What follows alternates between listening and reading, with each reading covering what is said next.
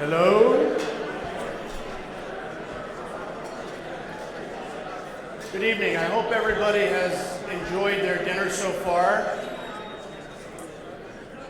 The dinner and the drinks are only part of the fun tonight, so in the interest of everyone's train schedules and early morning, I just spoke to somebody who's got a 4:30 pickup to fly to Charlotte, so I think out of courtesy to everyone, and especially our honoree, I think we should continue on with the evening's fun. Again, as I mentioned, my name is Mark Howard, and I have the privilege of being the maitre d' this evening as president of the Fixed Income Analyst Society. I'd like to thank all of you for joining us tonight and supporting our honoree, Mike Bloomberg, but also to support the work that the Fixed Income Analyst Society does. Before we jump into the main event, I would like to take a few minutes to describe what FIAZI does for the benefit of those of you who are not familiar with us. Our organization was founded 40 years ago by a group of people who sought a way to support their social habits by forming a professional organization which met frequently at Harry's of Hanover Square. Many years and more than a few beers later, FIAZI has evolved into a leading voice on all aspects of the fixed income markets. We are a genuinely neutral organization that aims to foster rigorous debate and analysis on a broad range of topics of interest to practitioners from all corners of our business. This approach is unique in that it allows a broad range of voices to be heard with the aim of raising the quality of dialogue, anticipating and addressing market challenges, and supporting career development of both young and seasoned professionals.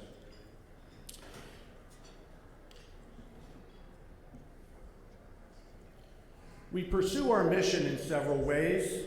First, we hold monthly speaker series events where industry experts assemble to debate crucial topics du jour.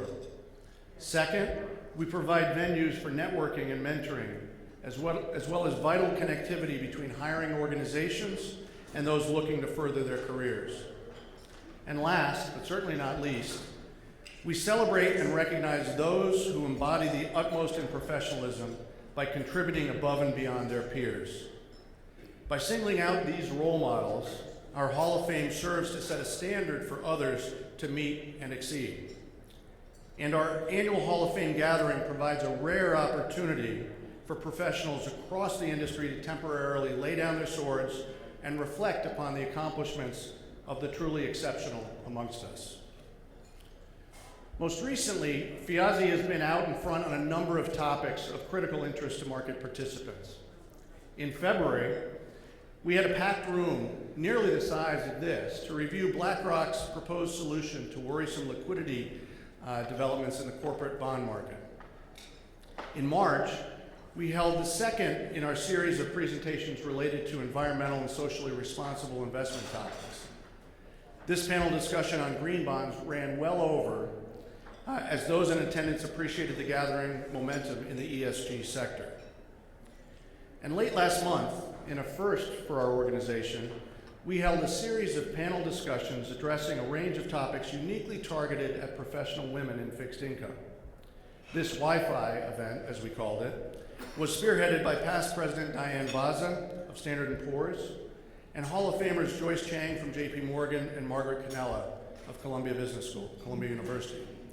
Rave reviews for the event, combined with the fact that we had nearly 100 people on our waiting list, suggest that a follow-on Wi-Fi forum should be held sooner rather than later. Looking forward, our organization will continue to host timely discussions of interest as well as foundational events such as Wi-Fi. We will continue to invite participants from all backgrounds and strive to support career development and mentoring for those who can benefit from experienced guidance. We are also soon to broaden our reach to the UK, where we currently have a board member and where our heritage could be of particular utility as the fixed income markets enter uncharted territory due to QE and regulatory change. Also, We are planning for a very exciting event this fall to assemble entrepreneurs and those interested in entrepreneurship in the fixed income sphere. We believe these and other plans on our drawing board offer exciting avenues for participation by young and older bond pros alike. We encourage any of you who are interested in learning about these and our other activities to reach out to any of the board members listed in the brochure that was left on your chair. They would be happy to discuss ways to get involved in more detail. As many of you are aware, this represents the 20th anniversary of our Hall of Fame. On this special milestone, we are also kicking off a new tradition for FIAZI. This year, we are inaugurating an award meant to recognize exceptional and meritorious service specifically to the benefit of FIAZI and our members.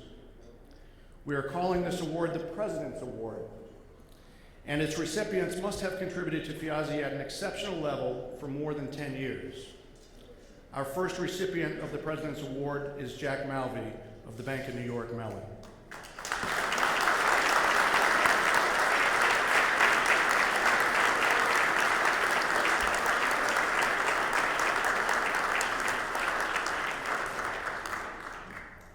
Now, hopefully most of you have met or spoken with Jack during his illustrious career spanning Moody's, Kidder Peabody, Lehman Brothers, and BNY Mellon. For those who haven't, we wanted to share a few samples of his voluminous research over the years.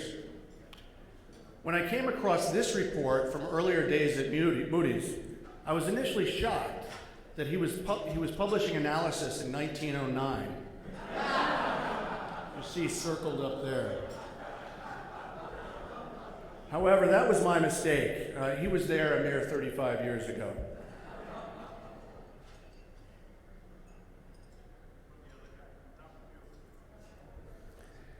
Jack is worthy of this inaugural award because he has contributed in so many ways and for so long. He was president of this organization in 1996, and he was inducted into the Hall of Fame in 2003. As his career took off and his travels took him far and wide, it would have been easy for him to turn to other directions. Instead, he invited others to get involved, and he provided valuable mentoring. He introduced FIAZI to outstanding speakers, and he championed the importance of our Hall of Fame. From a personal vantage, I can attest that I would not have gotten involved without Jack's encouragement, and I believe many others would say the same thing. For these and many other contributions, it's my pleasure to recognize Jack Malvey as the 2015 President's Award recipient.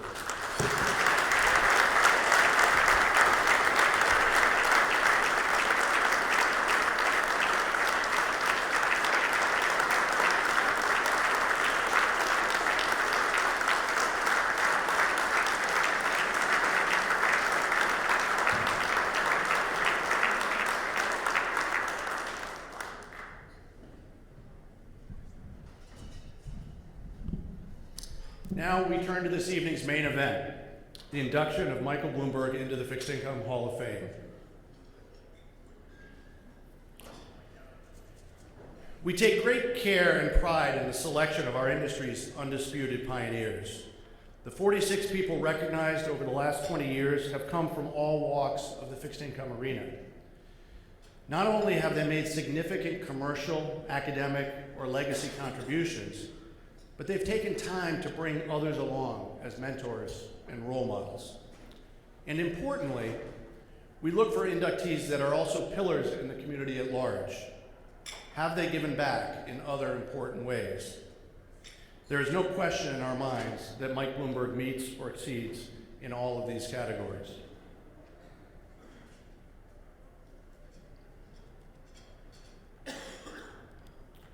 And who better, at this point I wanted to list all of the Hall of Famers over the last 20 years. And since we have so many of them in attendance, I'd like, if you wouldn't mind, all of them to stand up. Those who are in attendance, stand up, and let's give a round of applause to all of those who are here tonight.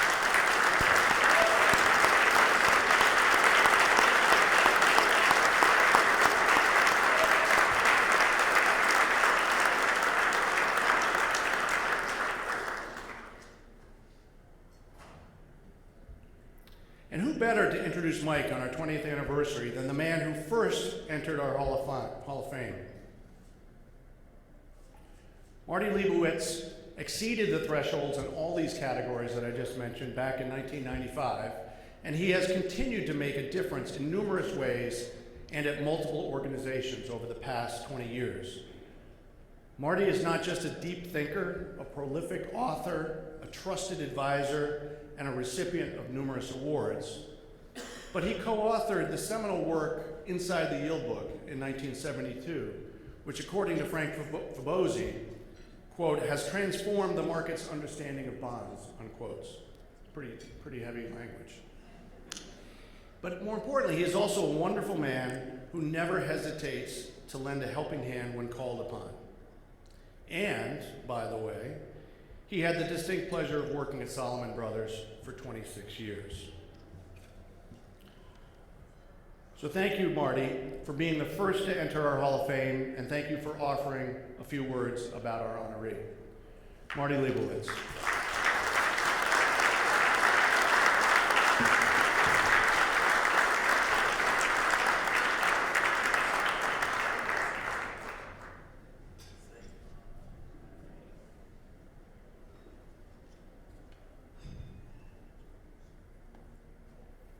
Well, unaccustomed as I am to public speaking, actually, this event is long overdue because most of us were so busy making hopefully good use of the Bloomberg systems that we never paused to recognize just how big a role these systems played in facilitating our daily work lives and in bringing fixed income world into the 21st century, into the 20th century, and then the 21st. On the basis of that alone,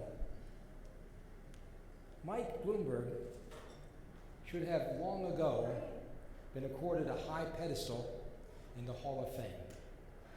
But better late than never, Mike. And let me tell you now, Mike, just as you're about to enter this hallowed hall, that there is one. You'll get a certain plaque, okay? It's a it's plexiglass. But there is one great benefit that you will enjoy, and that you, I think, particularly will appreciate. As you can see from Mark's introduction, once you become a member of the Hall of Fame, you're in for life. That means you will never have to run again for re-election. Not once, not twice, not 3 times, never. And it doesn't matter where you go, you won't have to run for election. So, Mike and I, as Mark said, shared some times together, and I'd like to make some somewhat personal observations about our involvement together at various touch points. And first of all, Mike and I both had the great good fortune to begin our Wall Street careers under the ultimate tutelage of Billy Solomon. Billy Solomon just passed away, as most of you know, at the ripe old age of 100, and he was fully functioning because we saw him last year, both of us. He was fully functioning right up until the end. So Billy passed away last December. A memorial service was held just a few weeks ago, and Mike gave a talk. Now, we all have high expectations of Mike, but he really did exceed himself in this talk, and I would like to quote just a few lines from that. First of all, he said, Billy was his own man. He made his own decisions. He always stuck to his principles. And most importantly, this is my point, he did not look back. He never looked back. Mike went on to say, the code that Billy Solomon lived by survives in those who have been inspired by him. And Mike then said, the company that I built with 3 ex-Solomon guys was built on the principles and lessons that I learned from Billy. While we're speaking of those Solomon days, let me tell you about my first day at Solomon. My very first day. This is my introduction to Wall Street too. I had not expected, I had no idea what to expect, but I certainly expected to find a sort of refined, austere, high-minded environment. I was naive, I admit. That image was particularly shattered when I first entered the trading floor at 60 Wall Street. Let's see if I can convey what I saw. The trading floor was total chaos, at least to an outsider. It was incredibly noisy. It was packed with very tiny desks, many of which, now you have to understand, the traders prided themselves on working the desks all day long. I remember having a conversation with one of the traders. I said, well, what hours do you put in? How long are you actually here? He said, I never leave the desk. I said, for any reason? He said, for any reason. I didn't want to pursue that. But what they had is their lunches were delivered to them at their trading desks. And their lunches were, a sandwich of some sort, nothing, certainly no hot meals, that would have been dangerous. But the cleanup service was not exactly precise. So there were several trays from prior days on some of the traders' desks. So you can imagine that this was not only unsanitary, but rather aromatic as well. So this is what I came into. Now, that first day, I immediately entered the training program. The training program consists of the following. Now, this is a true story. They handed me a phone with a dangling cord, had a plug at the bottom, and they said, go over to that equity trading desk and put that plug in between those two equity traders over there and listen to what they're doing. That was the trading program.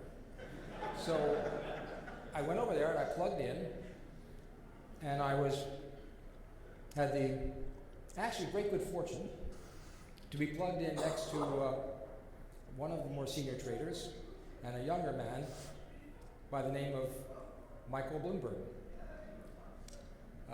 Michael Bloomberg was a very brash young man at that time. He's changed very little.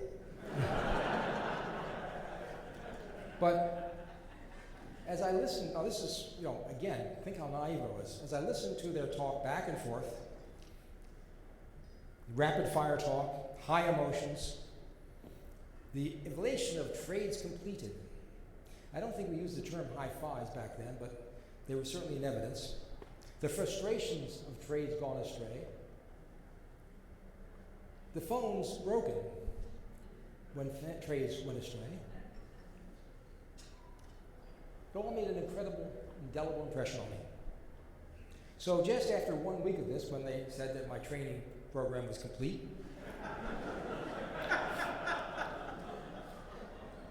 they asked, did I want to go into equities or bonds? This was a fateful decision. And after that first week, it was very easy. I chose bonds.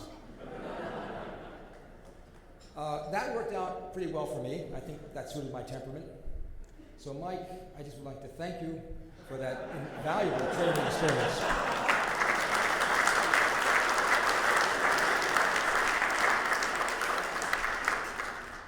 Now, let me describe another much later event at Solomon Brothers. And this, even as I started reflecting upon it for this talk, had more meaning than I really realized in terms of what subsequently transpired. The firm had just developed a Quotron system. Quotron was these very clunky early terminals that had the ability to disgorge yield spreads for any pair of bonds that was selected, and then do some simple statistics on them. The time to do this process was about 30 seconds. And I remember vividly, we thought, by the way, 30 seconds was fine. I mean, after all, much faster than what they had been doing before with pencil and paper. I had no problem with 30 seconds, but I wasn't a trader. I remember vividly Michael Bloomberg coming over across the trading floor, and we were having this discussion about where to go with this system. And he argued vehemently. Actually, Mike never argued anything but vehemently. He argued vehemently that 30 seconds was insufficient. It was too long for trading purposes. So, so he had a vision at that time of what a quotron system could be if it was speeded up and expanded, and how it could revolutionize the trading function, not just in fixed income, but beyond.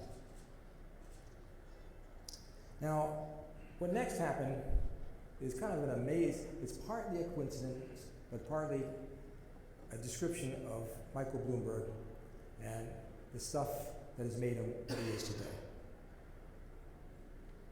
The job in the IT department suddenly became open. Now you've got to understand, and I'm embarrassed to say this somewhat, that back then we viewed the IT department as the back office, as the end of the career, as a job which was no win at all, because all you would get is complaints. But Michael somehow had the vision that this could be used to bring the quotrons into the kind of capability that he envisioned would be needed for the trading functions of the future. So he made a very bold, crucial decision. He gave up the prospects of his career in equities, wherever he was going to go, and opted to take this job that was open. No one else wanted it. He was a clear choice at that point. He had no background in this field that I know of. He had no qualifications. But, so many people were very happy to see him go and take that job. But what then happened was really quite surprising. Really quite surprising. To everyone's surprise, Mike moved at a very intense and focused speed to get things done. He revitalized the department. He identified and he also kicked out some people, but he identified and motivated the really talented ones. And in the course of a year, maybe a year and a half, it was amazing. The quotron speeds were down to trading functioning levels, at least for that period of time. Got to the point where the traders not only used the quotron system across the entire trading floor, but they came to rely upon it. Now we all know, Mike, there was a however. However, Mike, in his intense and focused way of getting things done, really created some animosity among some of the powers that be. And we know how this story ends. In what was then called a reorganization of the partnership, Mike was unceremoniously fired. Or maybe it was ceremoniously, I don't recall. No, it was unceremoniously. He was just one of four that was let go. Now, the history of finance, we have Dick Silla here, who is the ultimate historian of the history of finance, and he can assure us that the history of finance is filled, it's replete with hugely costly mega blunders, and even with this high bar, the dismissal of Mike Bloomberg surely qualifies as one of the biggest goofs of all time. After Solomon, our paths next crossed in 1995, when Mike joined the board of the Institute for Advanced Study. At that time, the Institute had two pressing problems that they were concerned with. The first was they desperately needed new office space and conference space for their mathematicians and for the growing ranks of their mathematicians and physicists. And second, there was a great concern at the board level and at the director level that these disciplines were not speaking to each other in as effective a way as they should and as would be beneficial for their respective works. So Mike heard this problem. It was a juicy problem, and you can imagine it was a challenge. And we know how Mike responds to challenges. So he went to work, and in relatively short order, we found that there were plans for a new physics and math building. Mike not only saw to the funding of that building, but he was deeply and personally involved in many of the design details. In particular, he insisted that in spite of all the various plans that we saw, the one that we had to choose would have all the offices leading to a common exit and entrance. An entrance that would consist of a large foyer surrounded by big blackboards. This was his reasoning. His reasoning that these academics, these world-class academics, could not pass such a big, attractive blackboard without feeling compelled to fill some of it with their current work, the current work that they were sure the world was waiting for. And that any others passing by would feel equally compelled to correct their colleagues' obvious mistakes. Now, when the building was completed, Mike spoke at the dedication, and this is what he said that kind of related to his thinking in that design. He said, the idea of this building was to bring people together. I've always been a believer that if you take away the barriers to people working together, they will do things that they could not do on their own. And then here's the key phrase, that they could not do on their own, no matter how good they are. And that's the phrase that has, I think, a special ring to it. Now, whenever I walk into that building, which is now called the Bloomberg Hall, I almost always see a sizable gathering, facing the blackboards, scribbling away, having intense discussions, and doing their blackboard thing, that is, correcting each other's obvious mistakes, and always doing so with a grand flourish. The building works, just like Mike said. It was another Bloomberg vision, and it was successfully realized.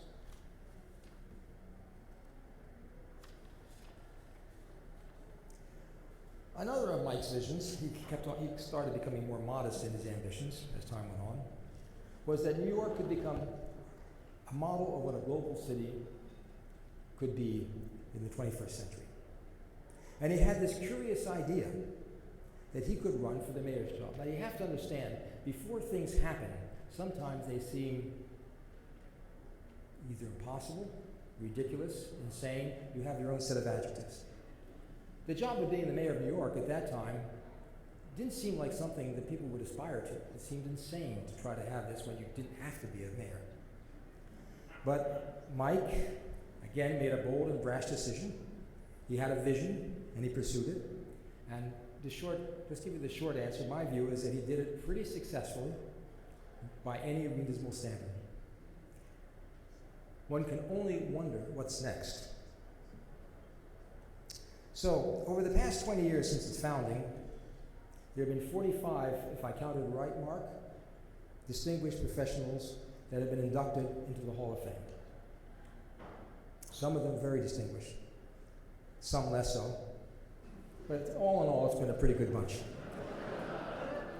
Billy Solomon, if he were alive today, would surely have taken great pride in seeing how many of his Solomon offspring were counted among that great group. And speaking of Billy, once more, again, I go back to Mike's eulogy. This is what Mike said. Thinking back on it, Billy was more than a mentor to me. He was almost like a second father. Mike went on. We can only imagine. I go on here. I can only imagine how much additional satisfaction Mike's second father might have derived from seeing Mike recognized today by Fiazi for all that he has given to our field.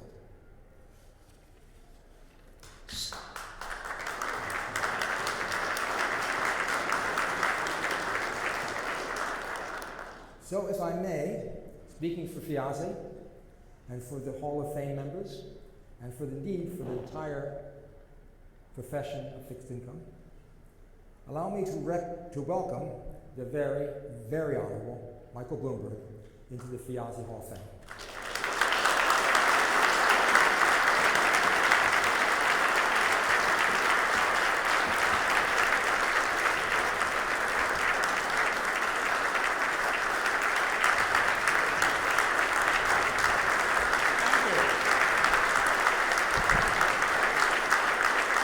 Marty, thank you. Please sit down. Thank you, Marty, for those kind words, and good evening to everyone. I was thinking while Marty was talking about my fixed income credentials, given that when I started at Solomon Brothers, I had an interest in equities. My first job there was in fixed income, but it was in 1966 in June when I joined the firm straight out of Harvard Business School, and my first assignment was to go to the cage, where I literally, this is true, in our underwear with 6 packs of beer and a radio blasting, we counted every security that went out to the banks at night and came back in the morning. Every coupon, every bond, every stock certificate, most of which were in bearer form, and why more people didn't raid hold up some of these runners going down the street with $1 billion or $100 million worth of securities in them. I don't know, and all my friends kept saying to me, well, what are you doing at Solomon Brothers? And I said, well, I'm studying the flow of securities, because I was a little bit embarrassed to say I was counting securities. Then I did go to the purchase and sales department, which was equities, where you, there was a stamp you hit the security with. DK, I don't know, when the brokers made a mistake of what you thought you sold it at 1/8 and we thought we bought it at 1/4, and then you had to work it all out. But then I got a big promotion to the trading floor, and it was actually in the fixed income world. I traded, quote, I was a clerk on the utility trading desk, and my fundamental job was to make sure that the 2 partners, one Ira Mignati, the other Ira Leckman and Connie Mignati, one got number 2 pencils and one got number 3 pencils. True story. And the only ways I got off and I traded bonds at the end of the day. We traded Penn Central. I don't know why they were traded on the utility bond desk. Penn Central 2 1/8 of 11/167, AT&T 2 3/8 of 11/167. At the end of the day, all the equity traders had to have their portfolio fully invested because the margin requirements for maintenance were lower than the initial requirements, so they wanted to buy AAA bonds. These were bonds that were not traded on the exchange, but it was listed bonds, so it qualified. And then Penn Central went bankrupt, but that was after I got off the desk. That's what happens with, no offense to Moody's and S&P who's over here. I don't know who was rating them. And then one day, I thought it was very cute. I gave Ira number 3 pencils instead of his number 2s. I gave Connie number 2s, and I had them all broken in half. And Ira Leckman stood up and started screaming at John Goodfriend, "Get this kid out of here." And Goodfriend said, "Come on over here." And he sat me on the other side of a pillar, so Ira didn't have to look at me. And then I went to the equity desk, which was my career. Anyways, fast forward to when I got thrown out. And I did get pushed up to it wasn't my choice, Marty. I was told to go upstairs for a year or so to run data processing. That was when Rosenthal made the big resurgence, and I had been back the wrong side. I, at one point, had a chance to go to work for Bill Simon, who ran governments and municipals, or John Goodfriend, who ran equities and corporates. I chose equities and corporates, and Simon never forgave me for that. And the year that was my year to make partner, I was the one guy that was a lock. Everybody else was questionable. I was going to get in for sure. And of course, when the list came out, my name was not on the list. And it was because Bill Simon kept me out of the partnership. But 6 months later, he went off to Treasury. And the day he went out, Don Feuerstein and I went into the partnership. Anyways. Fast forward, I'm out now outside of the business, and I want to build an equity system. That's my background. And then I got to Merrill Lynch. Candace Browning works for Merrill Lynch. She runs equity as well as fixed income research, but I don't think they had research in those days. Nobody cared what anybody thought. It was the trading world. And lo and behold, I managed to find enough people at Merrill Lynch to give me a chance, but they wanted a debt system, and I said I would build an equity system, and they said debt. And that showed you how capitalism works. Needless to say, we built a system for the government bond area. I thought that'd be funnier than that was, but that's okay. And that was our first order was for 20 terminals from Merrill Lynch. And Jerry Kenny, who's here someplace. Jerry, where are you? Jerry Kenny was as much responsible for us getting our first order at Merrill Lynch. It was you, Sam Hunter, and Jerry Eli, and Dan Tully, in all fairness, to do that. Anyways, the rest is history. Then we built the business, but it was the first order. And I remember taking the order for 20 terminals, and I kept multiplying 20 times $995 times 12. That was, and we had enough revenue to cover all our expenses after being in business for 3 years. And if it wasn't for Merrill, I don't know that we would have survived, but we did. Anyways, it is a great honor to be here. I've always dreamed about being in a Hall of Fame. Of course, it was the Golf Hall of Fame that I wanted to be in. I still have a long ways to go before that happens. The other day, the winner of the Masters tournament, Jordan Spieth, was at Bloomberg for a TV interview, and I did give him some tips, which he was really appreciative of. At least he told me he was. But the most important thing, he was a little bit taken back when I pointed out to him that I have a better chance of shooting my age in the next decade than he does.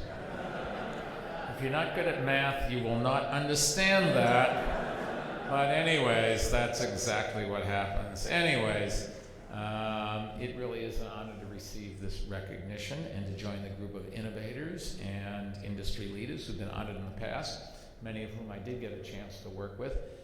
You were a relative of Sydney's? Is that right? I remember Sydney Homer. Oh, Sarah's nephew? Where are you, Sarah? Stand up. You're the brains in the family. There's no question about that one. I've worked with your husband. I know that. He and Marty, and who else was up there on the list? Ranieri? No, on the list of... Calate was after my time. It was Chang. Always after my time. I'm glad to know they were still in business. We should create a special wing of the Hall of Fame for Solomon Brothers or something. Anyways, I know Marty would agree with me that nobody would have been prouder to see me standing here and Marty introducing me than Billy Solomon. Marty sort of talked about him, but I'll tell you a couple quick stories about Billy Solomon. I was getting out of Harvard Business School, and don't ask me how I got in, because even I can't figure that out. But my academic record, just for your interest, is I always, no matter where I was, I made the top half of the class possible. Very valuable guy. So if you were in the top half of the class in any places, you should say thank you to me, because one of you would not have been there if it wasn't for me. Anyways, I was supposed to go to Vietnam in May of 1966, and at the last feet, Uncle Sam decided that I couldn't go because of my flat feet. I thought that would have been useful in rice paddies, but they didn't think so, so that's the way Uncle Sam's Army works. Anyways, at the last minute, I needed a job. I had not looked, and there was a guy named Steve Fenster, who was a very smart guy from Lehman Brothers, and one of my closest friends. He was a McNamara whiz kid, but he was in my section at the business school. And he said to me, you should talk to two firms, Goldman Sachs and Company, and Solomon Brothers and Hutzler. And I said, who are they and what do they do? He said, just you ask me, do what I told you. And that's a lesson I've learned. If you ask me, where should you eat tonight, and I give you a recommendation, tomorrow if I ask you how it was, I do not expect you to say I didn't go there. You ask me, go to the damn restaurant. Anyways, I went to Goldman for an interview, and I was introduced to Gus Levy. Mike, this is Mr. Levy, and the difference between the Mr. Levy and the Mike sort of turned me off, and I decided this was not a firm for me. And I went to Solomon Brothers, and Billy Solomon was there. I didn't know it was Billy Solomon at the time. We're chit-chatting, and afterwards I said, who's that? It's Billy. And I thought to myself, I fit here. And so I sat down with John Goodfriend, who was the number 2 guy in the firm at the time. and he offered me $9,000 a year, and Goldman had offered me $14,000. And I said, I'd love to come to work here, but I can't afford it. Here is my budget. And I'd written it out on a yellow pad. Rent was $120, food was $5 a day, Subways was 30 cents, 15 uptown, 15 cents downtown. I had a newspaper, although I'm not sure I ever bought the newspapers, but whatever. And he said, well, how much do you need? And I didn't feel that I should be piggy, so instead of saying 14,000, I said 11,500. And John Goodfriend stood up and he said, fine, 9,000 salary, we'll loan you $2,500, and he walked out of the room. And I had no idea what to do. And that was in June of 66, in September of 66, the end of that fiscal year. I got a $500 bonus, but it wasn't in cash. It was $500 forgiveness of the loan. And the next year I got a $2,000 bonus, forgiveness of the balance of the loan, and I have the loan certificate at home with his signature on both places, forgiving it. Anyways, 15 years later, I got fired. If you're wondering, it worked out okay.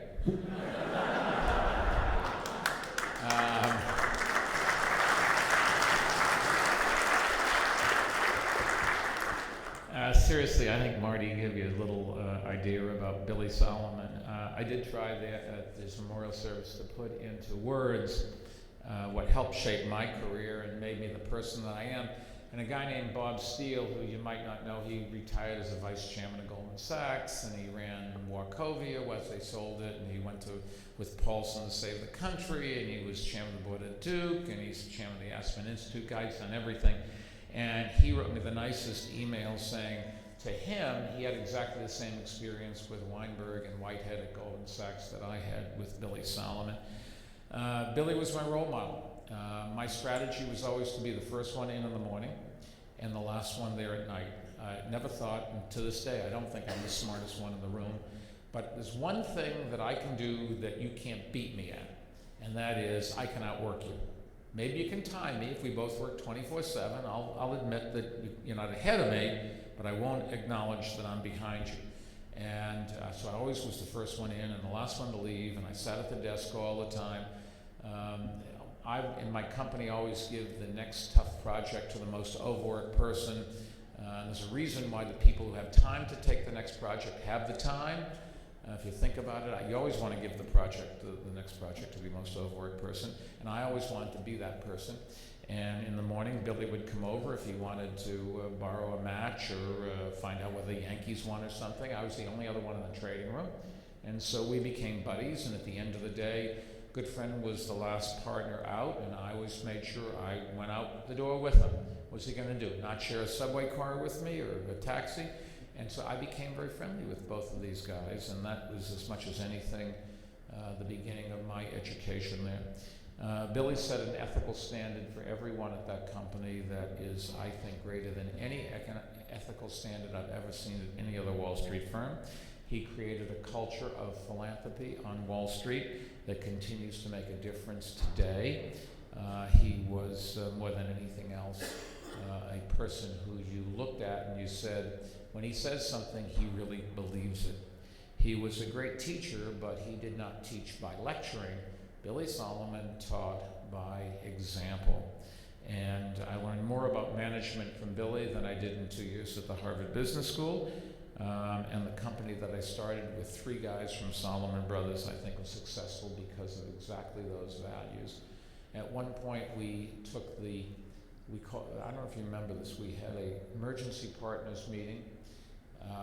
They called everybody in. We're standing around the partners' dining table, and who knows why we're there. And finally, Billy comes in and says, today, we are unanimously going to dismiss one of our general partners. And I said, nothing. Nobody else said anything. Billy walked around, signed, and we all signed without knowing what it was about, who the partner was. But we had a partner who made a mistake, and it was very tragic because he was a very nice, very smart guy. He was a very good salesman. He covered all the New York banks for us and the only businesses that were profitable at Solomon Brothers. This was the key guy, and yet we dismissed him. And we dismissed him because he sent a case of wine at Christmas time to a trader. And Billy had a policy. No gifts. We earned our business. We didn't buy our business. And that applied to everybody. And then Billy came time to retire at 64, 65 years old, whatever. He had set a policy. And he wanted to stay. But Billy Solomon would not do that because he had set a policy, and the policies applied to him as well as to everybody else. We created our company based on the ethics that Billy taught us of how to deal with people, how to be honest, how to look people in the eye, and explain to them when they weren't doing well, how we could help them, and go on and teach them how to be better. And if they don't work out, they don't work out, but at least they had the opportunity. We built a business delivering technology. I was away for 12 or 13 years. When I came back, it was the same company. They had done phenomenally well. The difference is it was 4 times the size, not a big deal. But we're an awful lot of new products that did not exist when I left the business, and that really is the difference today. We built something that was designed to reduce the friction in the business, and everybody in this room probably makes their living from the friction in the business. But even though we reduced the friction, the result was there was more liquidity and an infinitely larger volume. And so people today still in each of those businesses probably make more than they did before, and the public is certainly better served by more liquidity. When we were in City Hall, we tried to follow the same principles that Billy Solomon had taught us. If you can't measure it, you can't manage it. You have to look people in the eye and treat them honestly. We did that. We tried to improve services for the public. I think the city is better off. At least I hope they think they are.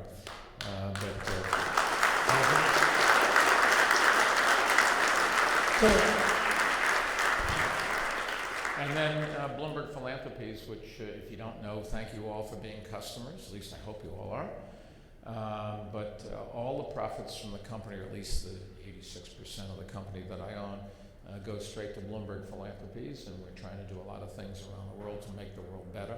And when we recruit people, we try to say, look, you can go to work for that other firm and make a bunch of rich guys even richer, or you can go to work for Bloomberg and you can solve the problems of the world and save lives and make our lives better. But it all comes out, I think, of what I learned from my parents, I guess, and also from Billy Solomon. Our business is expanded. It's around the world. We're trying to give people the opportunity to get data accurately, honestly, rapidly, and in a useful form, and I think we've done that. And I just am one of the most lucky guys in the world. I pinch myself every time I think about the people I know and have been lucky to meet, the people that have supported the company and all of the good the company's done. And I just wanted to thank you for this honor. I don't know that when I started out in the world, I ever thought I'd be honored by anything. I've had some great ups and some great downs. One of the nicest things that ever happened to me was after I put a smoking ban in, I got a lot of one-fingered waves. But every one of them, I thought to myself, we're doing the right things. So let me finish by saying thank you, particularly thank Mark Howard, the Vice President Adam Cohen, Chair of the Hall of Fame. And Marty, thank you for everything. It's been a great deal together. We'll not lose contact. And with all of you, I wanted to say thank you. If any of you ever need a banking superintendent, Diana would be happy to go back and be that. Thank you. God bless.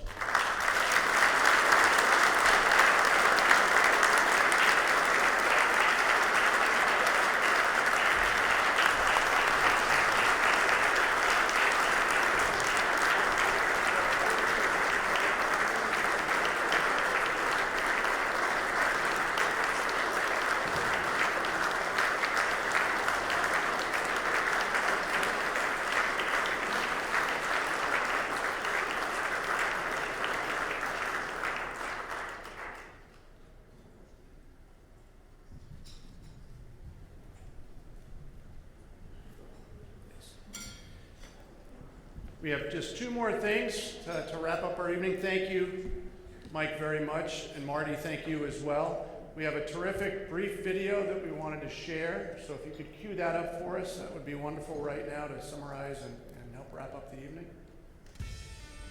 He's been a leader throughout the country for the past 12 years. Mr. Michael Bloomberg is here. Mike Bloomberg is a leader, not only in the business world, but in the political arena. This is someone who created a business in a one-room office and transformed it into a global powerhouse. Proud of the company's success and all the people that made that. He brought in a team, he gave very specific instructions, and then gave us a ton of freedom, a ton of license to take risks, and the liberty to just be creative and disruptive. It really is what he does. They care, they work hard, as they say, they have great pride in what they do. When they see the name Bloomberg, they think of themselves and not some guy named Mike Bloomberg. He doesn't have a huge ego. This is not something that he wants to be, known as the king. He thought, I can actually bring a set of skills to tackle tough problems. He's really making a huge difference, and he's not afraid that it's going to cause a lot of controversy. He has a big, big heart. He has a big checkbook, but his heart is bigger than his checkbook. Oh, he's a rock star, all right. Proper rock star.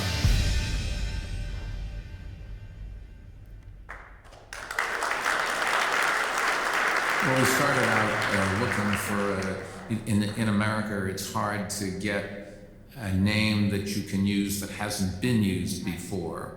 And we had problems with the first name we picked, Market Master, and then people were calling it the Bloomberg anyways, and I said, well, that's one name we won't have a problem with getting cleared in terms of other usage, and since other people are going to call it Bloomberg, why don't we? And I vaguely remember nobody thought that was a good idea. He did it anyways, yeah. I mean, it seems to work out so far. I think that's fair to say. He's been a leader throughout the country. So last and certainly not least, I wanted to take a moment to thank several people who played major roles in the success of this evening's gala. From the Roosevelt Hotel, Christine Train and her team deserve our thanks. From the Bloomberg organization, Cara Moore was a fantastic partner helping to pull this evening together. Also, Steve Berkeley of Bloomberg, a past president of FIAZI, was instrumental.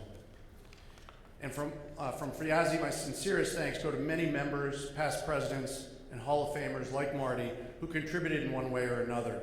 Our fabulous board of directors has also come through with sponsorship and other contributions, especially our vice president, Adam Cohen, and our executive director, Lauren Nauser.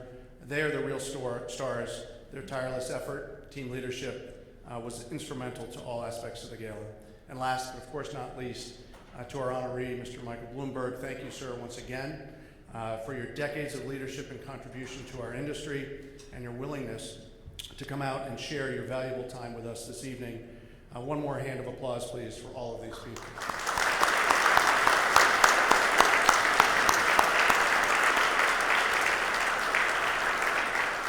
As is the custom in our annual Hall of Fame gala, a few of us might be seen down at the bar downstairs having an after-dinner drink, so I certainly encourage anybody who would like to continue the dialogue to do so down there. Again, thank you all for coming tonight.